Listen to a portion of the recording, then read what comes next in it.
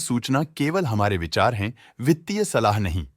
निर्णय लेने से पहले खुद शोध करें। किसी भी लाभ या हानि के लिए हम उत्तरदायी नहीं हैं। आज हम देख रहे हैं यूरेका फॉर्ब्स लिमिटेड के 2025-26 Q1 की standalone financial performance. Starting with the sales, पिछले क्वार्टर से सेल्स में -1% का डिक्रीज हुआ है, मगर कंपनी ने पिछले साल के मुकाबले 10% का सेल्स इंक्रीज रिपोर्ट किया। Expenses 2% quarter on quarter increase हो गए हैं, जो साल भर के 10% के राइज के साथ अलाइन करता है। क्वार्टरली सेल्स के कंपैरिजन में एक्सपेंसेस इंक्रीज होना दिखाता है कंपनी ने एक्सपेंसेस मैनेज करने के लिए स्ट्रगल किया। हालांकि कंपनी ने एनुअली अच्छा परफॉर्म किया। ऑपरेटिंग प्रॉफिट, जो पिछले साल के कंपैरिजन में 12% अप हुआ है, quarter on quarter around -21% decrease हुआ है। Operating profit margin OPM annual basis पे 0% से इंक्रीज हुआ है और पिछले क्वार्टर के कंपैरिजन में -2.5% से डिक्रीज हुआ है। एक्सेप्शनल आइटम्स को ऐड करके अदर इनकम पिछले क्वार्टर के कंपैरिजन में 12% बढ़ गई, बावजूद इसके ईयरली ग्रोथ लगभग 2 गुना हुई है। इंटरेस्ट एक्सपेंसेस पिछले क्वार्टर से -9% डाउन हुआ, लेकिन ईयर ओवर ईयर डिक्रीज -40% हुआ है। डिप्रिशिएशन कॉस्ट में 5% का क्लाइम देखने को मिला और ईयरली बेसिस पे 15% का इंक्रीज देखा गया। प्रॉफिट बिफोर टैक्स एनुअली 24.5% बढ़ा, लेकिन प्रोसीडिंग क्वार्टर से -24% डिक्रीज हुआ है। इस साल कंपनी ने 25% टैक्स पे किया और क्वार्टरली कंपनी ने 25.5% टैक्स पे किया है। नेट प्रॉफिट ने ईयर ऑन ईयर 24% का इंक्रीज दिखाया, लेकिन लास्ट क्वार्टर से -24% का कंट्रैक्शन हुआ है। इस क्वार्टर के दौरान कंपनी का परफॉर्मेंस इतना अच्छा नहीं रहा।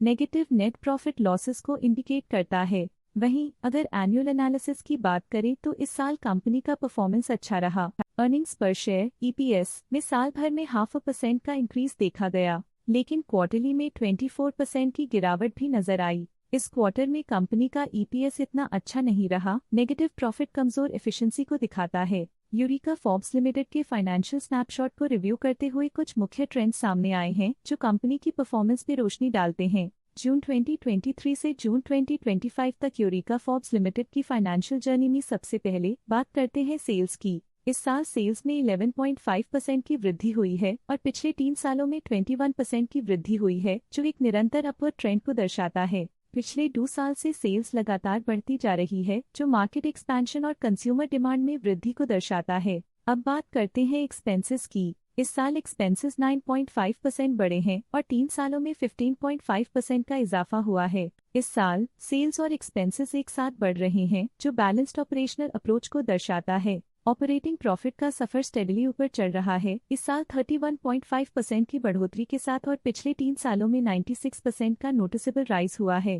पिछले 2 साल से ऑपरेटिंग प्रॉफिट लगातार बढ़ रहा है, जो कॉस्ट मैनेजमेंट और ऑपरेशनल कुशलता को दर्शाता है। नेट प्रॉफिट का सफर ऊपर की ओर चल पड़ा है। इस साल 70% की चढ़ाई के साथ पिछले 3 सालों में लगभग 7 गुना की शानदार वृद्धि हुई है। पिछले 2 साल से नेट प्रॉफिट लगातार बढ़ रहा है, जो फाइनेंशियल हेल्थ को मजबूती देते हुए इन्वेस्टर्स का ध्यान आकर्षित करता है। इस साल EPS ने ऊंचाइयों को छुआ है 19% की वृद्धि के साथ, जो पिछले 3 सालों में लगभग 4.5 गुना की मजबूत वृद्धि पर आधारित है।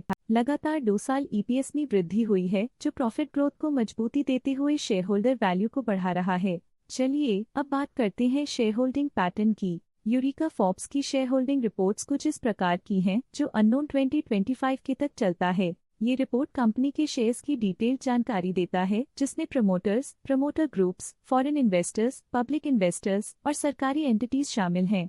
पब्लिक हेल्थ शेयर्स का परसेंटेज 2025 के में 17.04% से 2025 के में 16.22% तक डिक्रीज हो गया। इस डिक्रीज से साफ है कि इस टाइम पीरियड में कंपनी में पब्लिक का हिस्सा डिक्रीज हुआ है। जब कंपनी के शेयर्स का अधिकतम हिस्सा प्रमोटर्स, FII, DII या गवर्नमेंट के पास होता है, तब ये माना जाता है कि कंपनी मजबूत हाथों में है, जो स्थिरता और मजबूत समर्थन को दर्शाता है और इस मार्केट की स्थिरता बनी रहती है। डोमेस्टिक इंस्टीट्यूशनल इन्वेस्टर के शेयर होल्डिंग में थोड़ा डिक्रीज आया 2025 के से 2025 के में, जो दिखाता है कि डोमेस्टिक इंस्टीट्यूशंस ने अपने स्टेक को -0.65 से डिक्रीज किया है। FII, फॉरेन इंस्टीट्यूशनल इन्वेस्टर्स ने अपना शेयर होल्डिंग 2025 में 12.53% से 2025 में 14% तक इंक्रीज किया। ये बताता है कि फॉरेन इंस्टीट्यूशंस ने कंपनी में अपना इंटरेस्ट 1.47% तक इंक्रीज किया है। ये था कंपनी का करंट शेयर होल्डिंग पैटर्न। आइए नजर डालते हैं कुछ प्रमुख प्रमोटर ट्रांजैक्शंस पर जो मार्केट के डायनामिक्स को रीशेप कर रही हैं। 27 जून 2025 को मिस्टर सतीश कुमार सत्यार्थी ने 5.7 शेयर्स पोर्टफोलियो से हटा दिए 602.69 रुपीस पर यूनिट के हिसाब से, जिसका टोटल था 34.1 लाख। 25 जून 2025 को मिस्टर सतीश कुमार सत्यार्थी ने 6.9 शेयर्स खरीदे 400.93 रुपीस पर यूनिट के हिसाब से, जिसका टोटल था 27.7 लाख।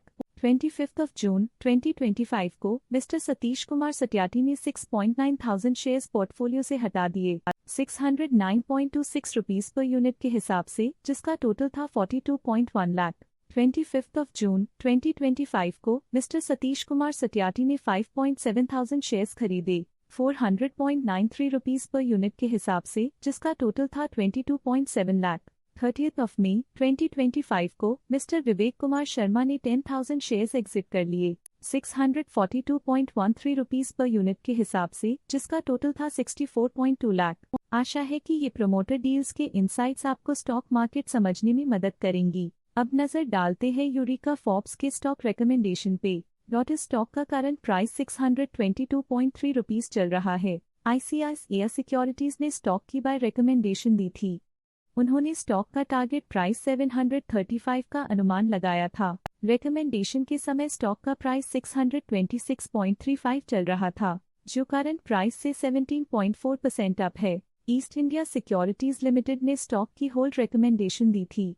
उन्होंने स्टॉक का टारगेट प्राइस 536 का अनुमान लगाया था। रिकमेंडेशन के समय स्टॉक का प्राइस 535.15 चल रहा था, जो करंट प्राइस से -13% डाउन है। आज के लिए फाइनेंशियल सेक्टर में इतना ही।